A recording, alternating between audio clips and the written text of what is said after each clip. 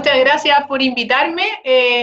Respecto como resumen, lo que les puedo contar es que el Acta 41 surgió de un trabajo que se hizo, por una parte, un encargo que le hizo la Corporación Administrativa, el Consejo Superior de la Corporación Administrativa, a la Corporación, particularmente al Departamento de Desarrollo Institucional y al Departamento de Recursos Humanos, respecto de poder avanzar en el teletrabajo desde la casa. Ese era un poco el concepto, de avanzar en el teletrabajo a distancia desde el domicilio. Y luego se agregó la idea de que también podían haber telecentros, que es lo que habla el documento, el Acta 41 finalmente, pero que eso implicaba no ir físicamente al tribunal, pero ejercer el cargo y la función que regularmente a cada uno le corresponde. En paralelo, la Comisión de la Ley de Tramitación Electrónica estaba también trabajando una propuesta de teletrabajo, pero más con la idea de la telecolaboración, que también en parte quedó incorporada en el Acta 41, respecto de la posibilidad que tribunales con distinta carga de trabajo pudieran de alguna manera colaborarse a través de la vía telemática. En lo que compete a la corporación, se nos pidió trabajar en la propuesta inicialmente con la APRAJUD, en el entendido de que el Consejo quería que ellos, como administradores, certificaran qué tareas se podían hacer por teletrabajo y cuáles no. Entonces, en el fondo era más bien una especie de asesoría técnica que se les pedía a los administradores de tribunal, en el sentido de indicar qué tan viable era esta idea, que en ese minuto era bastante rupturista respecto de la forma de trabajo del Poder Judicial. Entonces, coincidió con el término de la propuesta que se trabajó en esa comisión, lo que estaba trabajando la LTE, con la situación que se enfrentó en marzo respecto de la pandemia. Y por lo tanto la Corte Suprema le dio rapidez a la aprobación de lo que hoy día se conoce como el Acta 41, para efectos de afrontar de manera inmediata la posibilidad de que los funcionarios pudieran hacer teletrabajo dentro de un marco normativo que hasta ese momento no existía. Entonces, claramente el Acta 41, y así lo han planteado las asociaciones gremiales, tiene algunos puntos que no están tan claros, a lo mejor hay cosas que hay que mejorar, agregar, en forma posterior al acta que la Corte Suprema dictó el Acta 41, se modificó el Código del Trabajo en el sentido de incorporar normas de teletrabajo que tampoco existían hasta ese momento en el Código del Trabajo, y que a lo mejor ahí hay puntos que es importante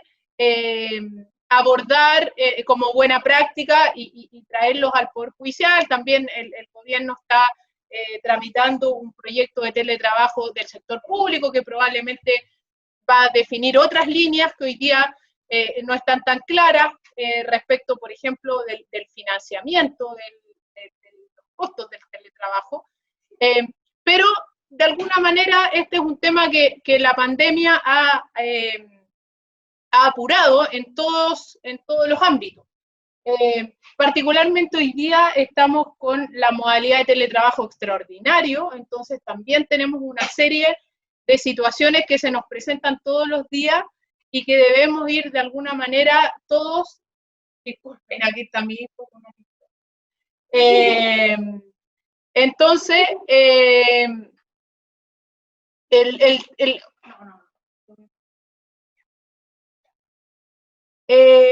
entonces, la situación que vivimos hoy día no es la regular. No es la regular y por lo tanto debemos entender que el bien mayor, superior que estamos cuidando es la salud de todos, y por eso es que se ha flexibilizado bastante, pero por ejemplo, nosotros tenemos dudas que nos surgen desde la perspectiva de la corporación respecto de estas suplencias que se están dando a distancia, de personas que están cumpliendo sus funciones en otros lugares distintos a los lugares de su tribunal. y tenemos dudas respecto si eso se va a mantener en el futuro o no. Entonces, por eso yo creo que en ese sentido lo que han planteado las asociaciones gremiales respecto de revisar el Acta 41 sería una buena instancia para poder fortalecer el sistema, en tanto la Corte Suprema lo permita, que es lo que está por resolverse en el entendido que la mesa que se creó para revisar los temas de la pandemia, del COVID-19, no tenía alcance para revisar el Acta 41. Entonces eso sería un tema a tratar, pero que yo creo que es muy importante hacerlo con toda esta experiencia que hemos tenido y poder rescatar lo bueno y lo malo. De alguna manera, cuando nosotros trabajamos inicialmente la propuesta el año pasado, había una especie como de celo respecto al teletrabajo, de que uno iba a trabajar menos, que el flojo se iba a ir al teletrabajo, pero hoy día nos damos cuenta que muchas veces terminamos trabajando más a través del teletrabajo, que a veces es más difícil, bueno, sumando hoy día situaciones adicionales de tensión o de doble presencia, que es más difícil controlar que una situación normal, pero nos damos cuenta que sí uno puede rendir y trabajar lo mismo o más de lo que trabaja en la oficina a través del teletrabajo. Entonces, ahí hay barreras que se han caído y que a lo mejor en circunstancias normales nos habría costado años derribar, hoy día se derribaron muy fácilmente el producto de la urgencia y de que estamos todos adaptándonos a trabajar en teletrabajo. Entonces, esta experiencia nos puede llevar a tener una mirada mucho más real respecto de cómo debería regularse el teletrabajo en el Poder Judicial y cuidar aspectos que tienen que ver con los riesgos psicosociales, que hoy día de alguna manera todos dejamos pasar por el bien superior, que es quedarse en casa. Pero en el futuro tenemos que hacernos cargo de los riesgos psicosociales que vienen aparejados con el teletrabajo,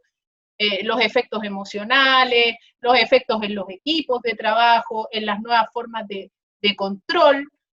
o de jefatura. Muchos administradores, jueces, se vieron enfrentados de un día para otro a ser jefes por teletrabajo, cosa que nadie les enseñó, nadie los preparó. Entonces, también ahí podemos aprender de los que lo hicieron bien, de los que les costó un poco más, de cómo lo vivieron ustedes. Entonces, yo creo que sería muy interesante. Ahí nosotros hace poco terminamos una encuesta que se puso a disposición de todos los funcionarios en materia de teletrabajo para conocer la experiencia, cómo lo han visto, lo negativo, lo positivo, y así poder tener también, en caso que podamos trabajar en eso, una fuente de experiencia con datos ya procesados, digamos, y no solamente respecto a la experiencia que cada uno puede haber tenido. Así que yo creo que el Acta 41, ustedes me pueden decir ahí cuáles son los puntos que más les interesan conversar, pero básicamente ese es el contexto que yo les puedo comentar. El teletrabajo ordinario no lo conocemos, porque hoy día está regulado en el acta, pero no lo hemos implementado. Entonces entendemos que debería tener algunas particularidades distintas. A lo mejor en el teletrabajo ordinario la persona debería ir 1 o 2 días a la semana al tribunal, a lo mejor algunos cargos puedan estar más días, otros menos días, etcétera. Eso es lo que vamos a tener que ir trabajando en el tiempo. Hoy día estamos en el teletrabajo extraordinario y de alguna manera estamos todos en la misma situación. Eso conmigo respecto al Acta 41, ahí espero las preguntas que ustedes me quieran hacer, y luego respecto del protocolo COVID, ahí también contarles el contexto.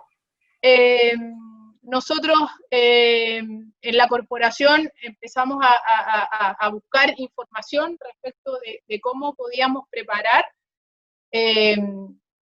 las instalaciones y cómo debía la corporación asumir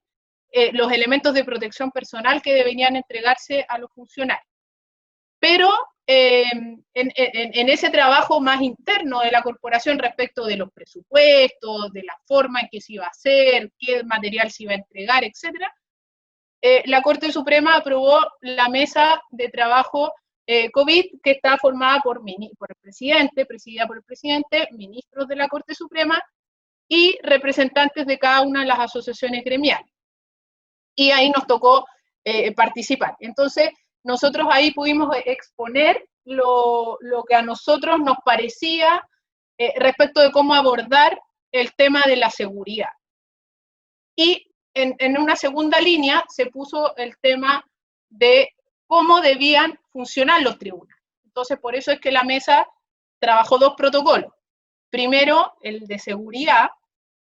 y luego el de funcionamiento telemático, que fue el que trabajó en mayor detalle el Departamento de Desarrollo Institucional. A nosotros, como recursos humanos, nos tocó más participar en el primero.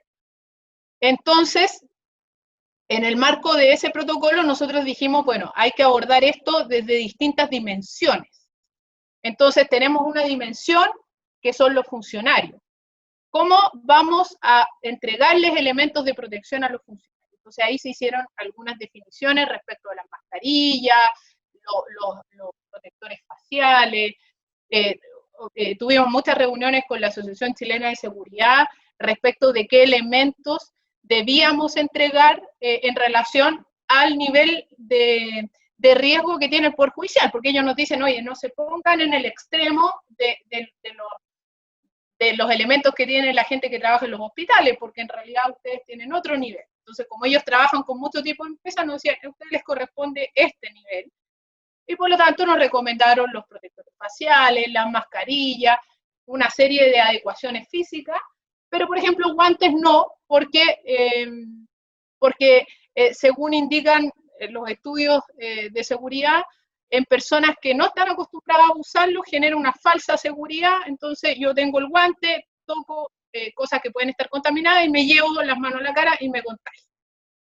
Entonces el guante tiene la característica de que tiene que no llevarse a la cara, es más difícil de limpiar que las manos, etc. Entonces, por ahí fuimos trabajando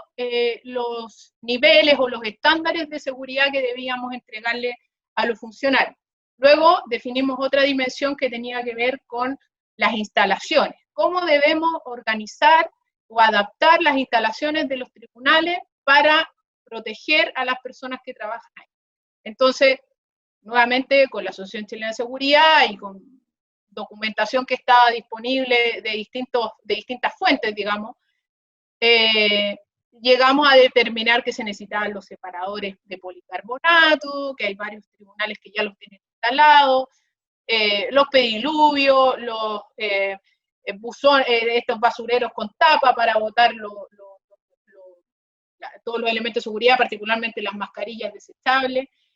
etcétera, los alcohol gel y todo lo que tenía que estar ahí disponible. Luego, otra dimensión que tenía que ver con la organización del trabajo. ¿Cómo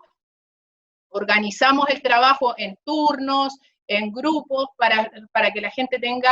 primero tengamos menos densidad de personas en los tribunales y poder respetar las distancias sociales más allá de los separadores, y también generar protección en el sentido de que si hay un foco de contagio, se acote a una cantidad de personas y no a un volumen completo de personas. Ahí también teníamos el asunto de cómo cuidamos a las personas de mayor riesgo, a los que son de mayor edad, que tienen enfermedades crónicas, que fueron definidas por el Ministerio de Salud como las que generan mayor problema o riesgo de una infección grave por COVID-19. Entonces ahí también se dijo, bueno, hay que organizar los flujos de los usuarios, que tengan un lugar de entrada, uno de salida, cómo controlamos la temperatura de esas personas, etc. Entonces ahí también se hizo todo un trabajo respecto de recomendaciones en ese sentido. Había otra dimensión que tenía que ver con la atención de público, de establecer algunas condiciones para las personas que asisten a los tribunales, también el uso obligatorio de mascarilla, el tomar la temperatura, el restringir la cantidad de personas que asisten presencialmente al tribunal, el dar recomendaciones respecto de que en las audiencias no, o en la sala de audiencias no se junte una cantidad superior a 10 personas, y utilizar en ese sentido también medios telemáticos, porque si es una audiencia más masiva, claro, puede ir más personas, pero estar en distintos lugares del tribunal. Y eventualmente los funcionarios pueden estar en sus casas o en sus oficinas, digamos. No que se junten todos como lo conocíamos antes. También se consideró los servicios de apoyo externo, que podían también ser una fuente de contagio, personal de aseo, el personal de guardia, ponerle instrucciones a las empresas respecto a esas personas, seguimiento de las personas que están prestando servicio en los tribunales, compromisos firmados por cada uno de ellos respecto del cumplimiento de las normas de seguridad cuando estén en los tribunales, etc. Entonces, con eso, como un análisis teórico, empezamos a trabajar con los representantes de las asociaciones gremiales un protocolo que estableciera todo eso en un documento sistematizado y que permitiera que podamos implementarlo y podamos entenderlo todo y todos entendamos la responsabilidad que nos cabe. O sea, de hecho, al final, la parte de los protocolos específicos está definido qué es lo que le compete a la corporación, a los administradores, a los funcionarios, como cada uno de nosotros, del autocuidado, del respetar las normas, etc. Y otros procedimientos más particulares respecto a las audiencias, las notificaciones, etc. Entonces, en ese contexto surgió el protocolo de seguridad de COVID como digo, como una forma de dar un contexto nacional en un marco de participación de los gremios, porque muchas de las documentaciones que existen, y bueno, el plan paso a paso laboral es posterior al protocolo que aprobó la Corte Suprema, pero ahí también se recoge el hacer comisiones donde participen los sindicatos, en el caso porque está pensado en la empresa privada, pero los sindicatos o representantes de los trabajadores en las normas de protección, en las definiciones, etc. Entonces, en ese contexto se logró tomar un documento que tiene mucho componente técnico, de recomendaciones que vienen del Ministerio de Salud, de la AT, de otros protocolos que revisamos de Chile y de otros países también que han tenido que enfrentar esta misma situación. Entonces, ahí se fue tomando de alguna manera las mejores prácticas y ahora se está implementando. Es importante destacar que para la corporación esto es un importante esfuerzo económico, porque tiene un costo bastante alto que no estaba considerado, pero además también de trabajo. Se ha trabajado bastante en todo lo que son las compras. Hubo un momento en que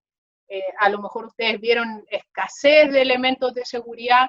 porque no estaban en el mercado. Fue muy difícil, sobre todo al inicio, conseguir alcohol gel, conseguir mascarilla.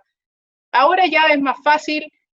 hacerlo, pero ha sido un esfuerzo importante en que la corporación ha tenido el compromiso de poder entregar lo mejor posible. A lo mejor siempre es posible, uno esperaba más, pero por eso lo podemos conversar ahora respecto a cuáles son los temas que habría que mejorar. Pero ahora, en este momento, se está trabajando en la habilitación de los tribunales conforme lo que dice el protocolo, en un acuerdo entre los administradores que deben decir cuántas salas del tribunal va a utilizar o qué sectores del tribunal va a utilizar, porque si un tribunal tiene 10 salas y van a ocupar 2 en trabajo presencial, no tiene sentido habilitar las 10 con policarbonato, etcétera, porque es caro, y además que este momento es más caro todavía porque hay mucha demanda, entonces las empresas están cobrando más caro. Entonces, cuando haya menos demanda, probablemente se va a poder avanzar con el resto. Y en el entendido de, como digo, que probablemente por un buen tiempo se van a mantener muchas actividades a distancia. De hecho, ayer en la comisión de esta mesa COVID, o sea, los administradores planteaban eso, que hay muchas tareas que han resultado muy eficientes hacerlas a distancia, de atención de público, del mismo desarrollo de audiencias. Entonces probablemente nunca vamos a volver a lo que había antes de toda esta situación. Ayer también informamos a la comisión el levantamiento que hicimos respecto de las poblaciones de riesgo, que ha sido una de las cosas más sensibles para todos, porque finalmente ahí estamos hablando de las personas que más necesitamos cuidar. Y que ahí, bueno, Gema y Ricardo trabajaron en la mesa COVID y ahí vieron cómo eso fue uno de los puntos que más defendieron respecto de la protección y la forma en que debíamos levantar estas poblaciones de riesgo. Entonces, ahí tuvimos como primer criterio la definición que hizo el Ministerio de Salud, porque finalmente nosotros no somos expertos en el área de la salud y por lo tanto ellos tenían un protocolo que todavía está vigente del Ministerio donde indican cuáles son las poblaciones de riesgo para efectos del COVID, y esas son las que se recogieron en las primeras partes de los grupos de riesgo, es decir, los mayores de 60 años y las personas que tienen enfermedades crónicas que ahí se indican, hipertensión, diabetes, enfermedades del sistema inmune, cáncer, etc. Ahí luego se agregó el tema de las embarazadas, que hasta ese momento no estaban reconocidas por el Ministerio. Ahora hay este plan paso a paso laboral del Ministerio del Trabajo, los considera. Espera un poquito que se está acabando la batería, pero no sé por qué, si está enchufado. Ahí sí, ya. Y la innovación que se hizo en el Poder Judicial fue incorporar como grupo de riesgo a quienes tienen al cuidado a personas de riesgo, adultos mayores y niños y adolescentes con alguna de las enfermedades definidas como alto riesgo por parte del Ministerio. Entonces, eso fue un logro de las asociaciones incorporarlo, porque como digo, no estaba directamente en otros protocolos. Entonces, ayer nosotros informamos a la comisión que terminado el primer proceso de levantamiento de los grupos de riesgo en el Poder Judicial, de todas las personas que llenaron el formulario que pusimos a disposición, y además a todos los que incorporamos automáticamente por tener más de 60 años, llegamos a tener 4.490 personas en grupos de riesgo en el Poder Judicial, lo que equivale al 34% de la dotación. Entonces, los que no estamos en los grupos de riesgo vamos a tener que apoyar a esas personas en las tareas que no puedan hacer, porque ellos van a seguir trabajando, pero por la vía telemática. Hay tareas que no se pueden hacer por esa vía, y ahí es donde los que no estamos en esos grupos de riesgo vamos a tener que colaborar. Adicionalmente, el Consejo Superior estableció una flexibilización a la política de suplencia para efectos de apoyar en tareas que son 100% presenciales, como se identificó en la urgencia los notificadores de terreno, que son centros que no han bajado su carga de trabajo, que en algunos casos incluso se le ha aumentado la carga, que tienen personas en grupo de riesgo y que deben seguir trabajando. Entonces ahí el Consejo Superior estableció la posibilidad de contratar personal de reemplazo, entre comillas, porque como digo, estas personas están trabajando, pero de contratar personas que refuercen esa tarea que no pueden hacer presencialmente quienes están en los grupos de riesgo. Entonces, eso ha permitido contratar mayor cantidad de personas en centros de notificaciones, particularmente la semana pasada se autorizaron varios en Santiago y en regiones, para efecto de no afectar el funcionamiento del centro, pero también respetar la categoría de riesgo que tenían algunos de esos funcionarios de esas unidades. Como condición se pone que las personas que se contraten para esas tareas no pueden hacer trabajo presencial y no pueden ser de los grupos de riesgo, porque naturalmente se están contratando para hacer tareas presenciales. Entonces no pueden hacer teletrabajo, porque yo necesito que esté en terreno, no puedo hacer teletrabajo, y para asegurarme de que no voy a exponer la salud de esa persona, le pido que declare que no es del grupo de riesgo. Eso es el mecanismo especial que se estableció en esos casos en particular. Volviendo al grupo de riesgo propiamente, de los 4.490 personas que identificamos, el 25%, que son 1.131, son grupos de riesgo porque tienen más de 60 años. Podría ser que alguno de ellos tenga además alguna patología, pero no en todos los casos lo declararon. Hay mucha gente que tenía más de 60 años y que dijo, bueno, ya soy grupo de riesgo, entonces no tengo por qué ir a decir que tengo alguna enfermedad de base. Luego viene la letra B del formulario, que era precisamente las personas que declaran una enfermedad que los pone en el grupo de riesgo, que no necesariamente tiene que sea por edad, sino que por la enfermedad propiamente. Y ahí tenemos el grueso de nuestra población de riesgo, que es el 44%, son 1.962 personas que declararon tener alguna de las enfermedades indicadas por el Ministerio de Salud. Luego tenemos 86 personas que declaran estar embarazadas y que por lo tanto también son parte del grupo de riesgo, y luego 1.311, que corresponden al 29%, que declaran estar al cuidado de terceros que son de los grupos de riesgo. Entonces, esa causal, que es la segunda de grupo de riesgo, como digo, es el 29% y esa es la que es propia del Poder Judicial. Estamos ayudando y cuidando a un pariente cercano del funcionario al que él debe cuidar y proteger. Entonces, nos encontramos con que hay algunas unidades judiciales, del total que nosotros identificamos, que eran 530 unidades, hay 102 que tienen más del 50% o el 50% o más de su dotación en grupo de riesgo. Entonces, ahí la mesa COVID pidió que se hiciera un análisis particular de cómo van a funcionar esas unidades, porque tienen un porcentaje menor de personas que pueden ir a trabajar. Hay extremos donde